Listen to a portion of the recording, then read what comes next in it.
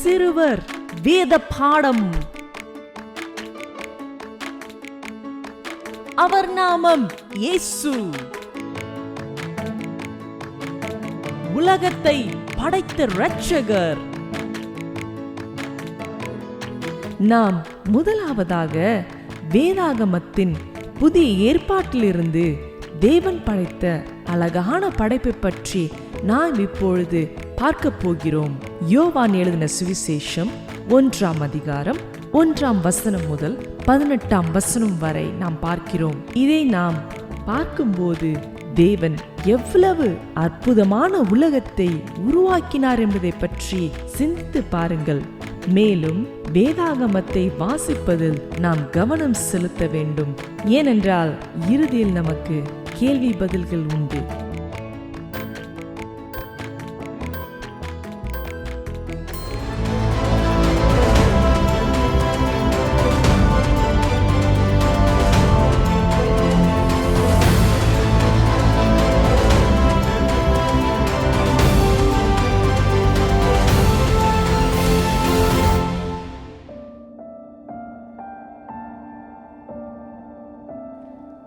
ஆதியிலே வார்த்தை இருந்தது.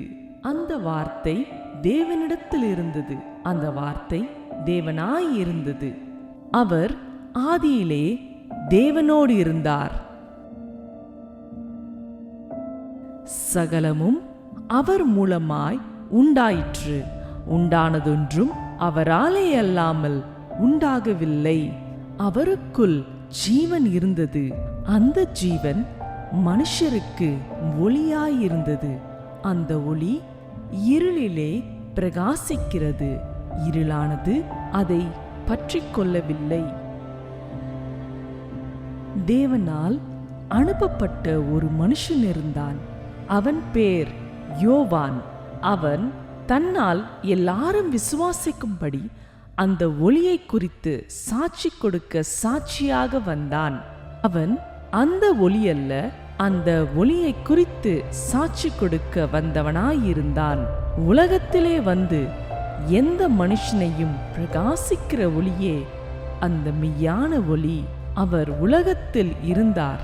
உலகம் அவர் மூலமாய் உண்டாயிற்று. உலகமோ அவரை அறியவில்லை. அவர் தமக்கு சொந்தமானதினாலே வந்தார். அவருக்கு சொந்தமானவர்களோ அவரை ஏற்றுக்கொள்ளவில்லை.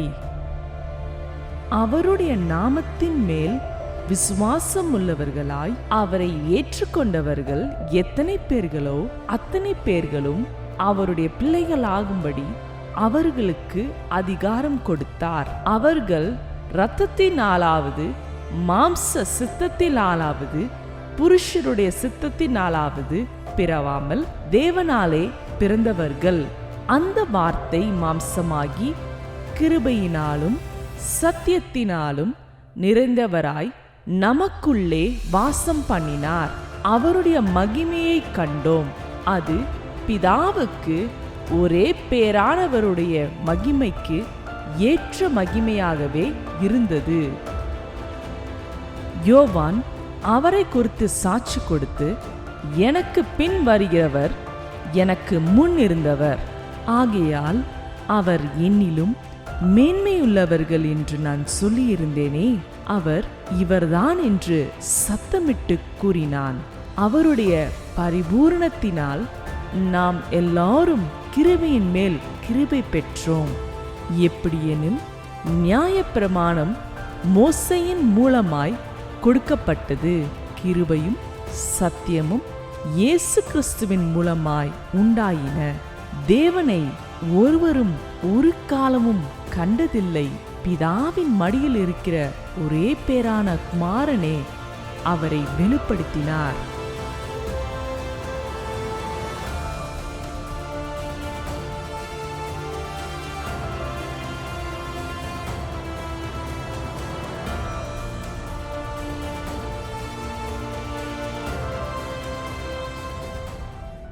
நாம் இப்போது யோவான் 1 முதல் 5 வசனங்களை பார்ப்போம். ஆதியிலே வார்த்தை இருந்தது. அந்த வார்த்தை தேவனிடத்தில் இருந்தது. அந்த வார்த்தை தேவனாய் இருந்தது. அவர் ஆதியிலே தேவனோடு இருந்தார். சகலமும் அவர் மூலமாய் உண்டாயிற்று. உண்டானதொன்றும் அவராலே அல்லாமல் உண்டாகவில்லை.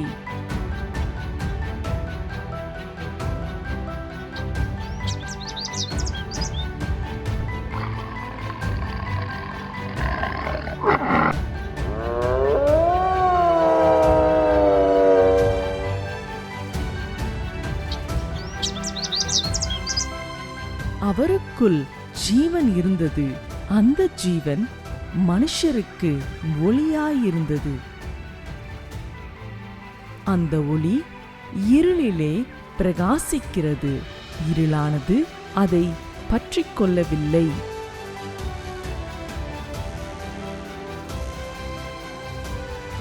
வாங்க இப்போது நாம் எல்லாரும் பாடத்துக்குள்ளாக செல்லலாம்.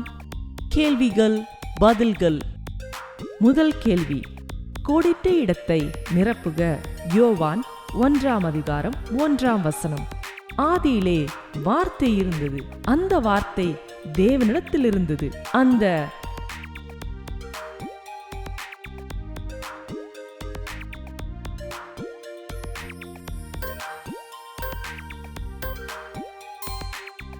இதற்குரிய சரியான பதில், அந்த வார்த்தை தேவனாயிருந்தது.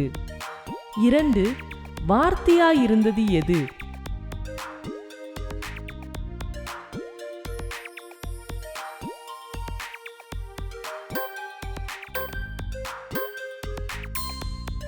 இதற்குரிய சரியான பதில் தேவனாயிருந்தது. 3, ஆதியிலே தேவனோடு இருந்தது எது?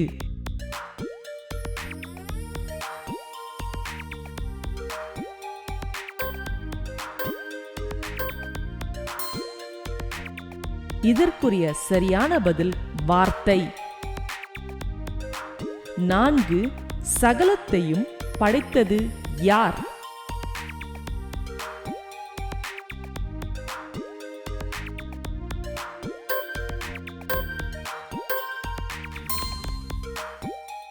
அவர் மூலமாய்.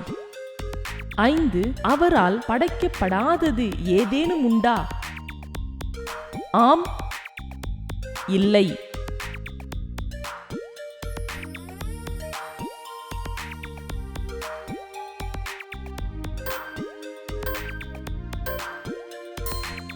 இதற்குரிய சரியான பதில் இல்லை. 6, கோடிட்ட இடத்தை நிரப்புக. யோவான் 1:4. அவருக்குள் ஜீவன் இருந்தது. அந்த ஜீவன்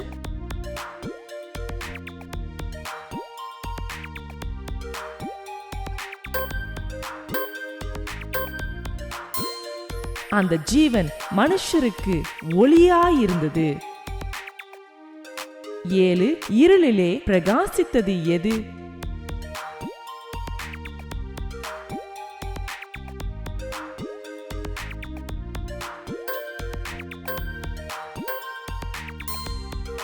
இதற்குரிய சரியான பதில் ஒளி. மனப்பாட வசனம். சகலமும் அவர் மூலமாய் உண்டாயிற்று. உண்டானதொன்றும் அவராலே அல்லாமல் உண்டாகவில்லை. யோவான் 1:3. மனப்பாட வசனம். சகலமும் அவர் மூலமாய் உண்டாயிற்று. உண்டானதொன்றும் அவராலே அல்லாமல் உண்டாகவில்லை. யோவான் 1:3. இயேசுவை குறித்த உண்மைகள். 1, இயேசுவே வார்த்தை. 2, இயேசு வார்த்தை தேவனோடு இருந்தார். 3, இயேசுவே தேவனாயிருந்தார். 4, இயேசு ஆதியிலே தேவனோடு இருந்தார். 5, சகலமும் அவர் மூலமாய் உண்டாயிற்று. உண்டானதொன்றும் அவராலே அல்லாமல் உண்டாகவில்லை. 6, அவருக்குள் ஜீவன் இருந்தது. 7. இயேசுவே மனிதனுக்கு ஜீவனை கொடுத்தவர், மனிதனுக்கு ஒளியாயிருப்பவர். 8. இயேசுவே இருளிலே பிரகாசிக்கிற ஒளியாயிருந்தார். அப்படி என்றால் மனிதர்கள் பாவத்திலும் இருளிலும் வாழ்கிறார்கள். எங்கள் இணையதளத்திலிருந்து எங்கள் புத்தகத்தை நீங்கள் டவுன்லோட் செய்திருந்தால் அல்லது புத்தகத்தை நீங்கள் எப்போதாவது பெற்றிருந்தால் அவர் பெயர்தான் இயேசு.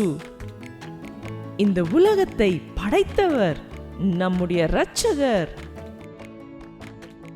விளையாட்டு நேரம், வேதாகம விளையாட்டு நேரம். அடுத்த பக்கத்தில் கீழே உள்ள வார்த்தைகள் படங்களை பயன்படுத்தி யோவான் 1ஆம் அதிகாரம் 1 முதல் 3 கோடிட்ட இடத்தை நிரப்புக. ஆதியிலே உண்டாயிற்று வார்த்தை. இப்போது படத்தை வைத்து கோடிட்ட இடத்தை நிரப்புக.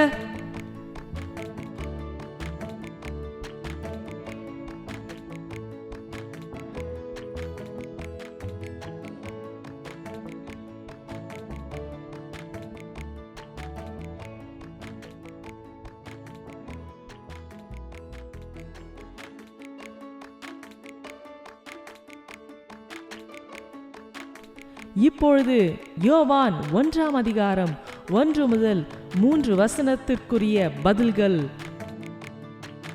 ஆதியிலே வார்த்தை இருந்தது, அந்த வார்த்தை தேவனிடத்தில் இருந்தது, அந்த வார்த்தை தேவனாயிருந்தது. அவர் ஆதியிலே தேவனோடு இருந்தார்.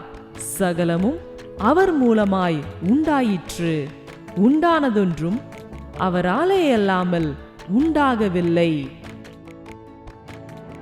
நாம் இப்பொழுது யோவான் எழுதின சுவிசேஷம் 1ஆம் அதிகாரம் 10 முதல் 14 பார்ப்போம். அவர் உலகத்தில் இருந்தார், உலகம் அவர் மூலமாய் உண்டாயிற்று, உலகமோ அவரை அறியவில்லை. அவர் தமக்கு சொந்தமானதினாலே வந்தார், அவருக்கு சொந்தமானவர்களோ அவரை ஏற்றுக்கொள்ளவில்லை. அவருடைய நாமத்தின் மேல் விசுவாசமுள்ளவர்களாய் அவரை ஏற்றுக்கொண்டவர்கள் எத்தனை பேர்களோ அத்தனை பேர்களும் அவருடைய பிள்ளைகளாகும்படி அவர்களுக்கு அதிகாரம் கொடுத்தார்.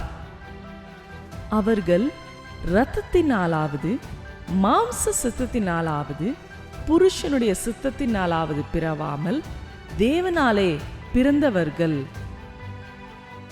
அந்த வார்த்தை மாம்சமாகி கிருபையினாலும் சத்தியத்தினாலும் நிறைந்தவராய் நமக்குள்ளே வாசம் பண்ணினார்.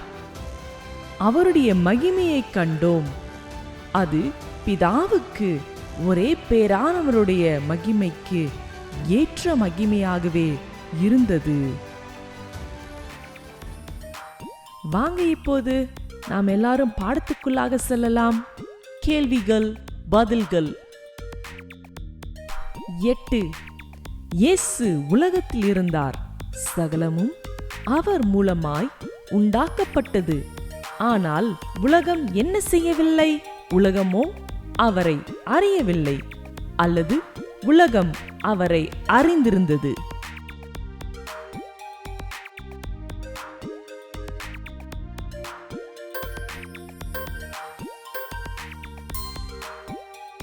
உலகமோ அவரை அறியவில்லை. 9. கோடிட்ட இடத்தை நிரப்புக. யோவான் 1ஆம் அதிகாரம் 12 அவருடைய நாமத்தின் மேல் விசுவாசம் உள்ளவர்களாய் அவரை ஏற்றுக்கொண்டவர்கள் எத்தனை பேர்களோ அத்தனை பேர்களும் அவர்களுக்கு அதிகாரம் கொடுத்தார்.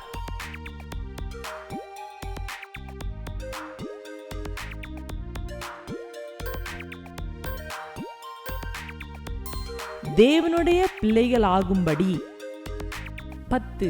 அவரை ஏற்றுக்கொள்கிறவர்களுக்கு எப்படிப்பட்டவர்களாக மாற அதிகாரம் கொடுக்கிறார்?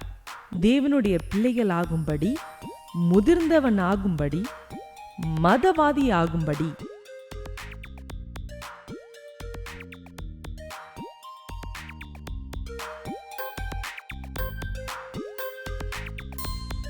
இதற்குரிய சரியான பதில் தேவனுடைய பிள்ளைகளாகும்படி. 11. அவரை ஏற்றுக்கொண்டவர்கள் எதை நம்புகிறார்கள்? கடவுள் உண்டென்று விசுவாசிக்கிறார்கள். இயேசுவின் நாமத்தின் மேல், மதத்தின் மேல் நம்பிக்கை வைத்தல்.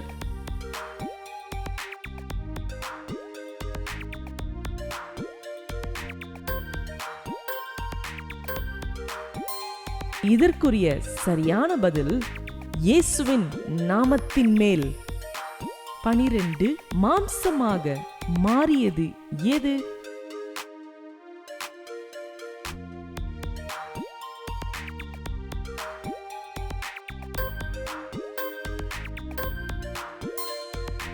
இதற்கு சரியான பதில் வார்த்தை. இயேசு எப்படிப்பட்ட உலகத்தை படைத்தார்? உலகம் என்பது மக்கள். யூத தேசம் என்பது தேவனால் தெரிந்தெடுக்கப்பட்ட மக்கள். ஆனால் அவர்கள் அவரை தள்ளினார்கள். அதே போலத்தான் இந்த உலகத்தில் பல மக்கள் தேவனை நம்புவதில்லை. இயேசு இந்த உலகத்தில் இருந்தார். அவர் மூலமாய் இந்த உலகம் உண்டாயிற்று. ஆனால் ஒரு துயரமான விஷயம் என்னவென்றால், அவர் உருவாக்கின மக்கள் அவரை அறியவில்லை. அவர்கள் அவரை விட்டு தூரம் சென்றார்கள்.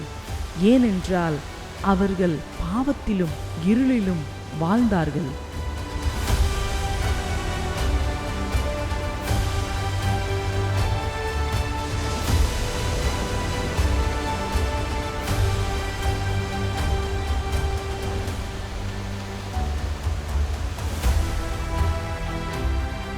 நீயும் தேவனுடைய பிள்ளைகளாக மாற விரும்புகிறாயா?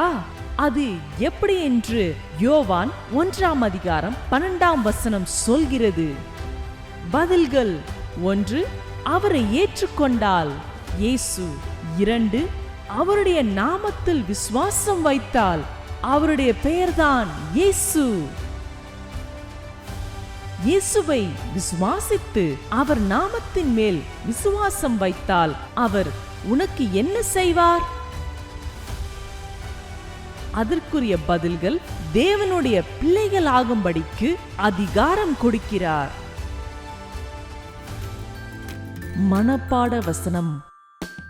சகலமும் அவர் மூலமாய் உண்டாயிற்று. உண்டானதொன்றும் அவராலே அல்லாமல் உண்டாகவில்லை. யோவான் 1:3. மனப்பாட வசனம். சகலமும் அவர் மூலமாய் உண்டாயிற்று. உண்டானதொன்றும் அவராலே அல்லாமல் உண்டாகவில்லை. யோவான் 1:3. வேதாகம போதனை நேரம். இயேசு நம்மோடு வாசம் செய்தார். 2000 வருடங்களுக்கு முன்பு வார்த்தையாயிருந்த இயேசு மாம்சமாகி நமக்குள்ளே வாசம் செய்தார். மாம்சம் என்றால் இயேசு இந்த உலகத்திலே மனிதனாக பிறந்து மனிதனைப் போல சரீரம் அவருக்கு இருந்தது. சகலத்தையும் படைத்த தேவனாகி இயேசு நமக்குள் வாசம் செய்யும்படியாய் வந்தார். இயேசு சகலத்தையும் படைத்த தேவனாயிருந்தார். அவர் உன்னை, ஆண், பெண், சிறுவர், சிறுமியரை படைத்தார்.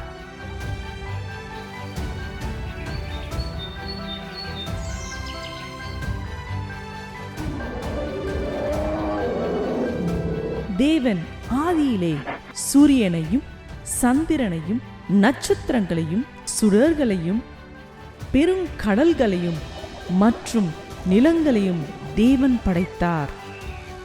இந்த உலகத்தில் எல்லாவற்றையும் தேவன் படைத்தார். இயேசுவே உருவாக்கப்படவில்லை. அதற்கு பதிலாக அவர் எப்போதும் இந்த உலகத்தில் இருந்தார். ஏதாவது ஒன்று உருவாயிருந்தால் அதை இயேசு செய்தார். இயேசு தானாகவே அவர் உருவாக்கப்படவில்லை. அவர் எப்போதும் இந்த உலகத்தில் இருந்தார். இந்த உலகத்தில் இயேசு இல்லாத காலமே இல்லை. உங்களுக்கு ஒரு நற்செய்தி. மிக உயர்ந்த பலமுள்ள மற்றும் உண்மையான தேவன் இயேசு மாம்சமானார். பாவம் நிறைந்த ஆண்கள், பெண்கள் மற்றும் சிறுவர்கள், சிறுமியர்கள் மத்தியில் குடியிருக்க தேவன் குழந்தையாக பிறந்தார். அவர் உனக்காகவும் எனக்காகவும் தன் சிலுவையில் மரிக்க வேண்டும் என்பதற்காகவே அவர் இந்த உலகத்தில் பிறந்தார். அதனால் நம் பாவங்கள் மன்னிக்கப்படும். ஏனென்றால் அவர் உங்களையும் என்னையும் மிகவும் நேசிக்கிறார். அவர் மரணத்திலிருந்து உயிர்த்தெழுந்தார். இயேசு கிறிஸ்து நமக்காக, நம் பாவத்திற்காக மரித்தார், அடக்கம் பண்ணப்பட்டார். அவர் 3ஆம் நாளில் உயிரோடு எழுந்தார். 1 கொரிந்தியர் 15ஆம் அதிகாரம் 3-4 அதன் பிறகு தேவனுடைய சரீரத்தை 3 நாட்கள் கல்லறையில் அடக்கம் பண்ண பிறகு தேவன் அவருடைய சரீரத்தை மரணத்திலிருந்து எழுப்பினார். அவருடைய கல்லறை இப்பொழுது வெறுமனையாக இருந்தது. அவர் இப்பொழுது ராஜாதி ராஜாவாகவும் கர்த்தாதி கர்த்தாவாகவும் அரசாளுகிறார். நாம் இயேசுவை விசுவாசித்தால் இயேசு ஜீவிப்பது போல நாமும் ஜீவிக்க முடியும்.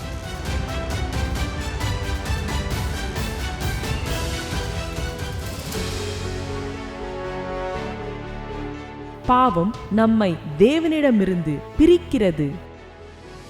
நீங்கள் தேவனுக்கு கீழ்ப்படியாமல் இருப்பது, பொய் சொல்லுவது அல்லது ஏமாற்றுவது அல்லது திருடுவது மற்றும் தேவனுக்கு முன்னாக எல்லாவற்றையும் வைப்பது, இவைகளே உங்களை பரிசுத்தமான தேவனிடமிருந்து பிரிக்கும். எல்லோரும் அவரை தெரிந்து கொள்ள வேண்டும் என்று தேவன் விரும்புகிறார். ஆனால் அவர் நம்மை தேர்ந்தெடுக்க அனுமதிக்கிறார்.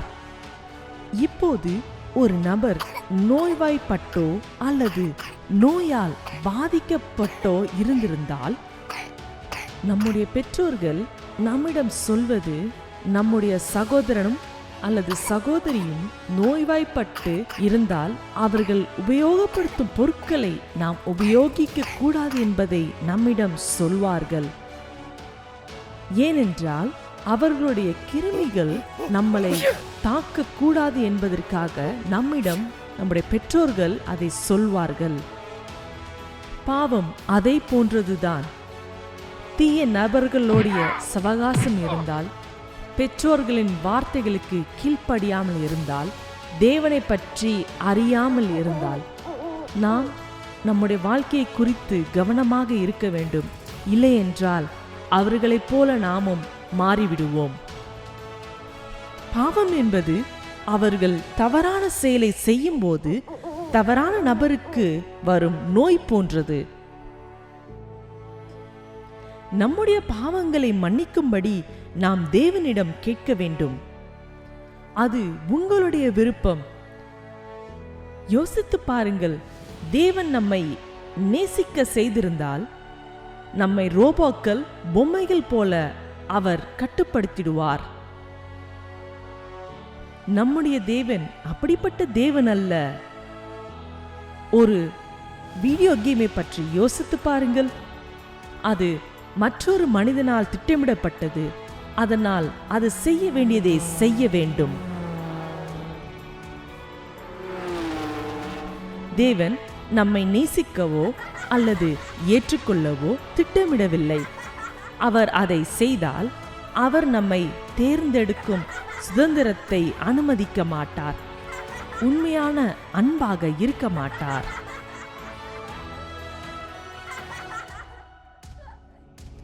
அதற்கு பதிலாக நீங்கள் பாவம் மற்றும் இருளில் இருக்க வேண்டாம்.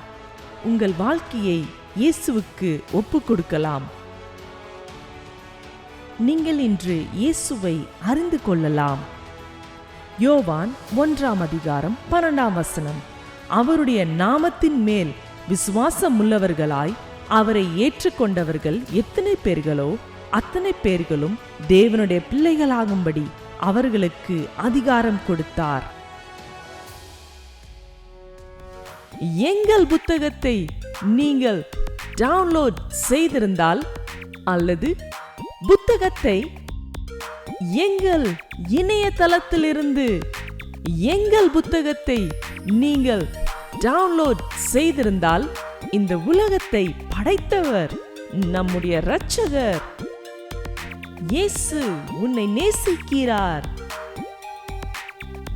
உன் வழியை கண்டுபிடி.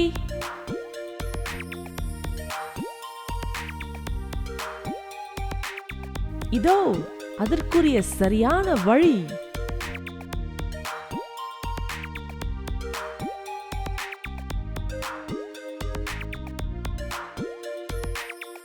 மனப்பாட வசனம். சகலமும் அவர் மூலமாய் உண்டாயிற்று, உண்டானதொன்றும் அவராலே அல்லாமல் உண்டாகவில்லை. யோவான் 1:3. மனப்பாட வசனம்.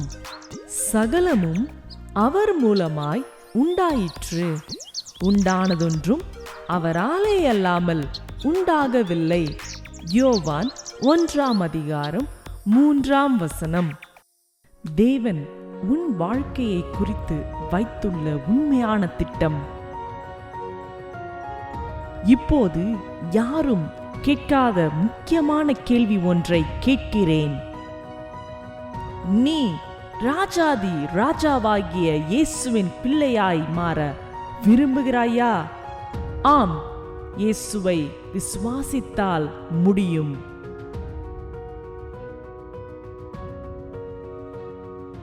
நீங்கள் உண்மையிலே இயேசுவை நம்பினால் நீங்கள் நித்தியத்தை எங்கு செலவிடுவீர்கள் என்று அறிந்து கொள்ளலாம்.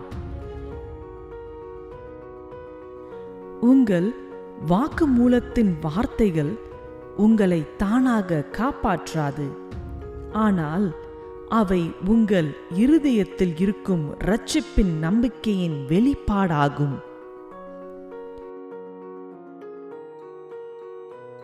நீங்கள் இயேசுவை நம்பினால் இயேசுவை ஆண்டவராகவும் இரட்சகராகவும் ஒருமுறை மட்டுமல்ல எப்போதும் ஒப்புக்கொள்ள தொடங்குவீர்கள்.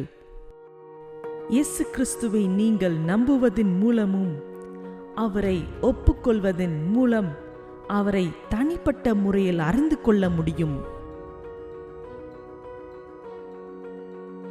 நீங்கள் ஜெபித்து கர்த்தராகிய இயேசு கிறிஸ்துவின் நாமத்தை விசுவாசத்தினால் கூப்பிட்டால் உங்களை காப்பாற்றும்படி அவரிடம் கேளுங்கள். நீங்கள் இயேசுவை நம்பி அவரை உங்கள் ஆண்டவராகவும் இரட்சகராகவும் ஏற்றுக்கொள்ள விரும்பினால் நீங்கள் இப்போது என்னுடன் ஜெபிக்கலாம். நம்பிக்கை இல்லாமல் வார்த்தைகள் எதுவும் இல்லை என்பதை நினைவில் வைத்துக் கொள்ளுங்கள். நான் சொல்வதை என்னோடு திரும்பி சொல்லுங்கள். ஆண்டவராகிய இயேசுவே, நான் ஒரு பாவியாக உங்களிடம் வருகிறேன். என் பாவங்களுக்காக நான் மனத்தாழ்மையுடன் வருந்துகிறேன்.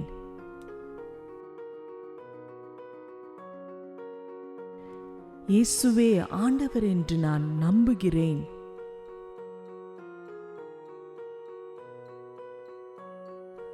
நீங்கள் அவரை மரித்தோரிலிருந்து எழுப்பினீர்கள் என்று நான் நம்புகிறேன்.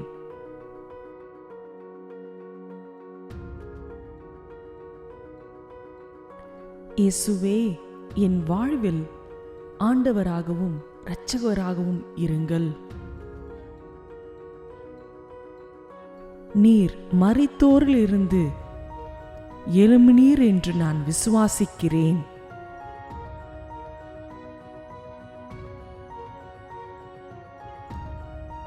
உம்மை நான் என் வாழ்க்கையில் வரும்படி நான் கூப்பிடுகிறேன்.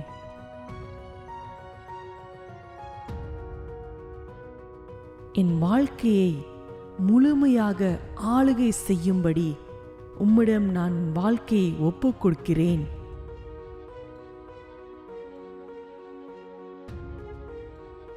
உமக்காக நான் வாழ விரும்புகிறேன்.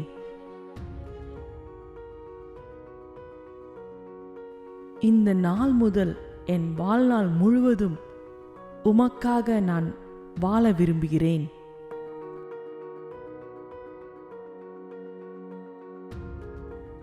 இயேசுவே, நீர் என்னை உம்முடைய பிள்ளையாக மாற்றினதுக்காக நன்றி. நீர் என்னை உம்முடைய திரு இரத்தத்தினால் கழுவினதுக்காக நன்றி. இயேசுவின் நாமத்தில் ஆமேன். இயேசு கிறிஸ்து உங்கள் வாழ்வில் செயல்படத் தொடங்க அனுமதிப்பீர்கள் என்று நீங்கள் உண்மையிலே நம்பினால் அவர் உங்களுக்காக வைத்திருக்கும் திட்டத்தை நிறைவேற்ற முடியும். நீங்கள் இயேசுவை ஆண்டவராகவும் இரட்சகராகவும் இருக்கும்படி நீங்கள் முடிவு செய்திருந்தால் இதுவே நீங்கள் செய்த சரியான முடிவாகும். நீங்கள் இப்போது தேவனின் பிள்ளைகள். தினமும் வேதத்தை வாசிப்பதும் ஜெபிப்பதன் மூலம் தேவனிடம் நெருக்கமாயிருங்கள். அவருடைய பெயர் இயேசு. அவரை பற்றி நாம் தெரிந்து கொள்ளப் போகிறோம். அவர்தான் இந்த உலகத்தின் இரட்சகர், இந்த உலகத்தை படைத்தவர். நாம் இரண்டாவதாக தேவனின் படைப்பை பற்றி நாம் பார்க்க போகிறோம். வானத்தையும் பூமியும் படைத்தார் என்பதை கற்றுக்கொள்வோம். இன்று உலகத்தில் நாம் காணும் அழகான விஷயங்களை தேவன் எந்தெந்த நாட்களில் படைத்தார் என்பதை அறிந்து கொள்ளுங்கள். அடுத்த முறை நாம் சந்திப்போம். See you. Bye.